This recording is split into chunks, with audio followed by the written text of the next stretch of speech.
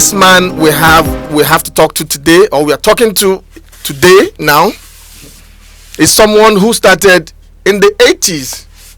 And he has done a whole lot. As a matter of fact, we can't sit to start counting the number of films is featured in, and the number of films he has been at the backstage, controlling things.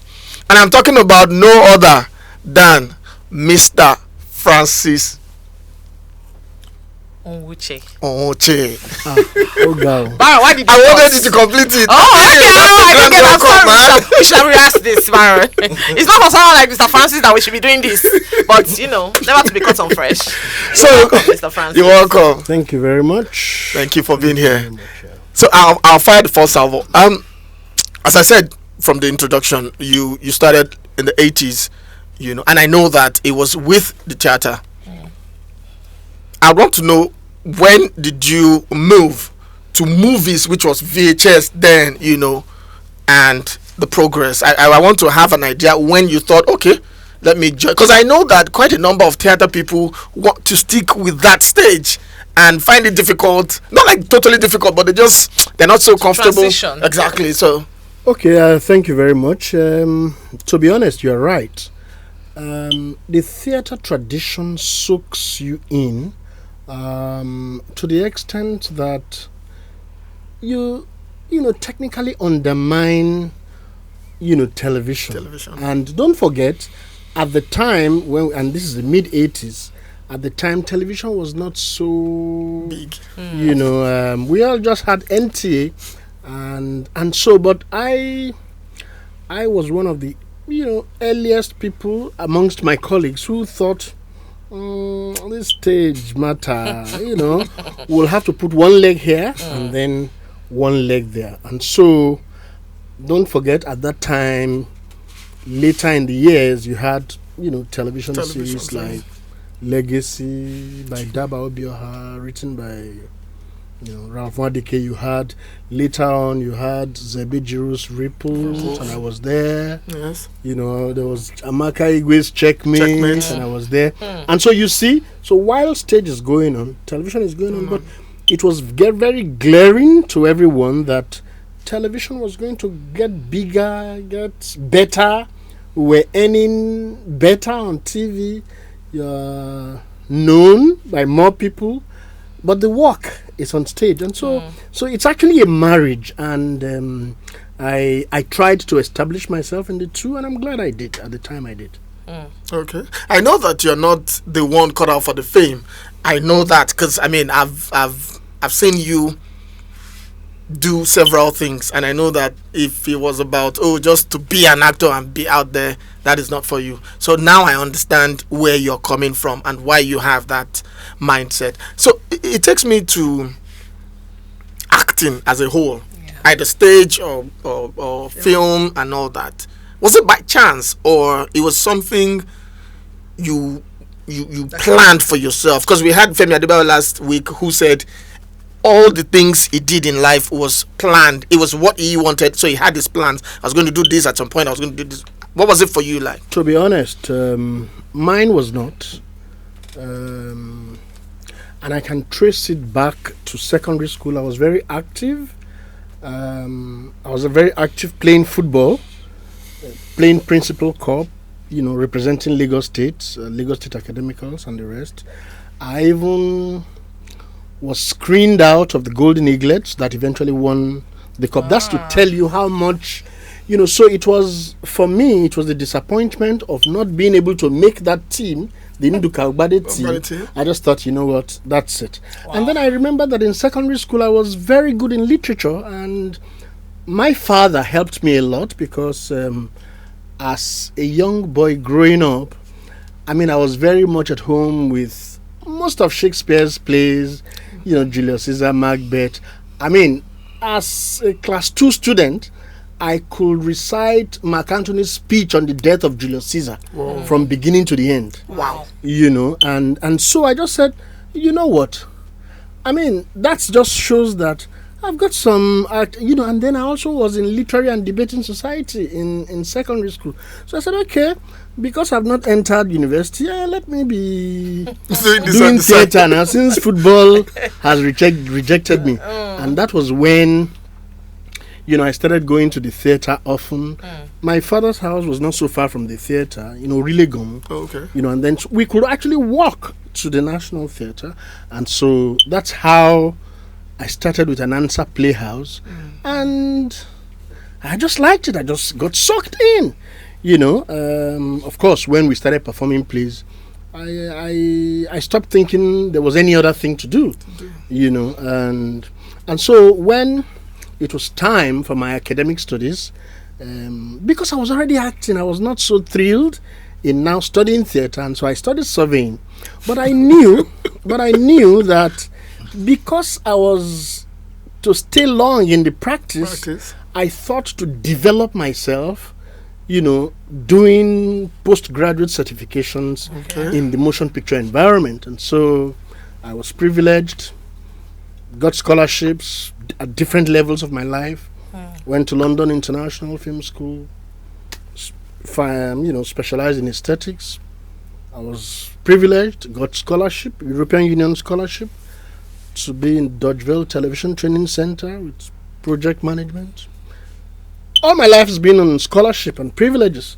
I was in New York Film Academy. I was in Del York here when Goodluck Billy Jonathan sponsored, motion picture practitioners for, so I've had all manner of trainings around the motion picture environment. And so that has helped me critically to, become what I like to be in the environment, and I'm very thankful for that. I'm intrigued with how your journey is, and I know that in those years when you were a young boy, or a teenager aspiring to go to the university, the two things you loved weren't something parents, support children to pursue. I'm talking about football. I'm talking about film or acting. But you said your dad actually helped in a way. I'm trying to picture myself and understand your dad. A lot of parents, a lot of people come from different experiences. True. Parents deciding what to do. My parents were totally different. My parents were the kind of people who they just let you do what you want to do. I play football. They don't have any troubles. So long as you're doing well in school, you can do anything you want. I mean, even as a young boy, they don't say, you must come out at this time. No. But I mean, because you also see their life. Their life is, okay. So you don't want to do the things that they will make them say, all right, you can't go out anymore. Okay. Right? So you study and you do the things you want to do. I think this is also for all my siblings, everybody, and I have imbibed that. All my children, you decide what you want to study. Maybe after a while, I may decide to guide you if I think you're not making the right decisions, and then I expose the things to you, and then that's how I grew up, and that's the kind of thing I like to pass on to my children. Okay, so I'll take you back a little to your love for theatre and transitioning into film. So I've had the opportunity of interviewing a few theatre actors now who identify as theatre actors. And they say that film is not as technical as stage acting. That stage acting is where you learn the real thing. So in your case, do you think that being on stage impacted your ability to do well in film? That's one. And then two, if you had a choice, which would you pick in Nigeria of today? I understand that, of course, the money is a consideration, a big consideration, but would you still pick theatre over filmmaking? Okay, this is how I answer this. It is true that your craft is honed, when you're on stage, because you see, there is the discipline of the kind of way to talk, how to react, the mannerisms, how to, a lot of the things, elocution, movement, and all of that. If you have imbibed the discipline, you'll be able to perform anywhere in the world.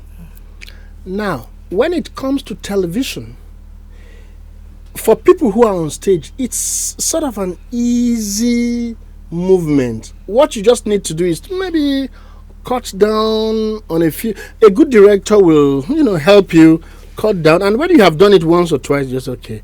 All right, television is a different medium. No too much movement, no too much gestures, this, that, and the other, and all of that. And then you move in smoothly.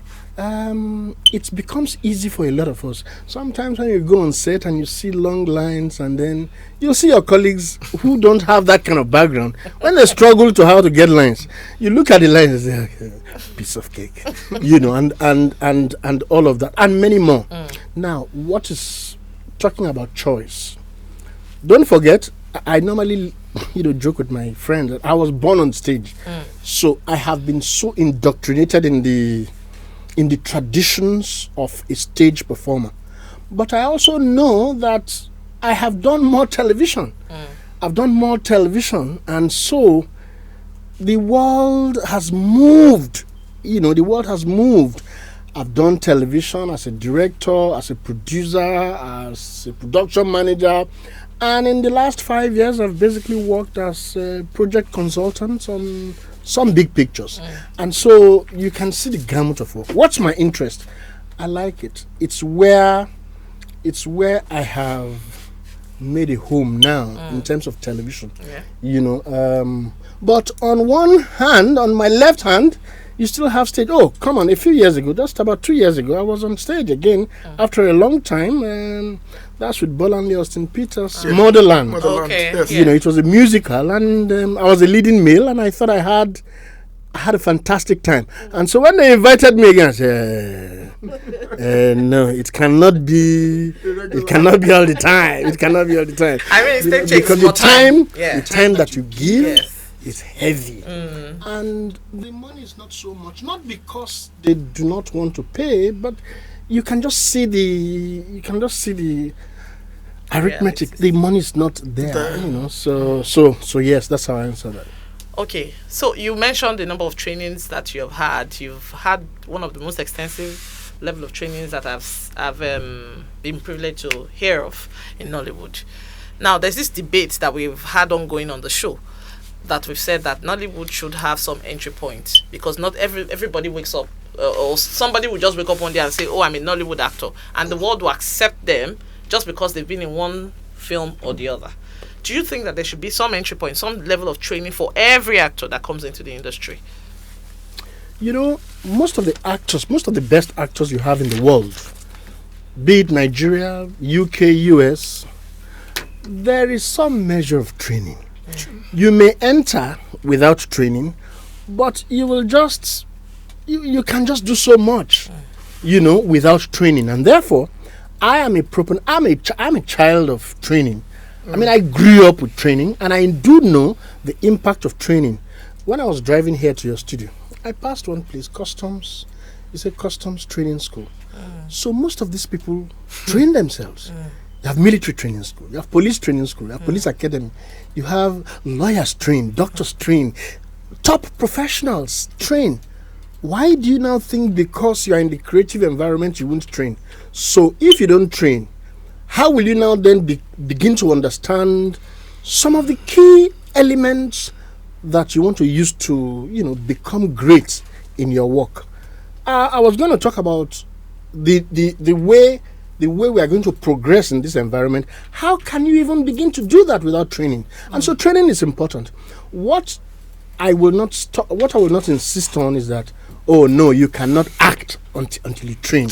No, act, be around, but help yourself. Let there be opportunities for you guys to train so that you can become better at what you do. Okay. As well as even be in tune with global practices, which is always evolving.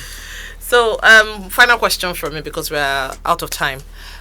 What would you say is Nollywood's most defining moment? Looking back as a veteran in the industry, someone who has watched the industry grow into what it is today, what would you say was our most defining moment as a film industry? I'm just going to take you to 3 trajectories that can help. Of course, the beginning of our motion picture environment, where you had the films like Ajani Ogun, Ola Balogun, them, Ogupa Ogunde, Wole Soyinka them, and Kongi Savage. That was a period. That was a period of motion picture involvement. But of course, you also know that the world generally tend to see, it's not even tend to see, yes, Living in Bondage had a turnaround. So you see, when you link from the times of the Wole Soyinka, when they did Kongi Savage, put the trajectory to when Living in Bondage was made, that's another key point. And then another major point was when we now started to have our big films on cinema. On cinema, the distribution became bigger. And then you can link that to when Silverbird screened EJ, one of the films, EJ, or one of those big films. Stephanie's film. Yeah, You know, so that's another defining moment. Another moment you can also think of is when we began to have the big streamers. Nollywood, Netflix, Amazon Prime, YouTube became another, big intro, Showmax. So you can see this trajectory. For me, there are moments to be talked about. There are moments to be cherished. There are moments not to be forgotten. Okay, so now we have to. My producer is already on my neck. I'm so enjoying this, and I wish you had. I wish you were our first guest. Would have had more to say, but again, we would call you. We'll call you back, and we would have more time to discuss. Well, I mean, what you guys are doing is good. I confess. We need to continue to talk about issues like this.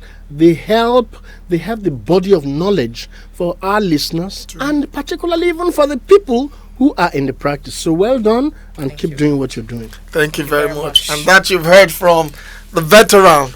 He's done everything, as I said, Mr. Francis Onwochei.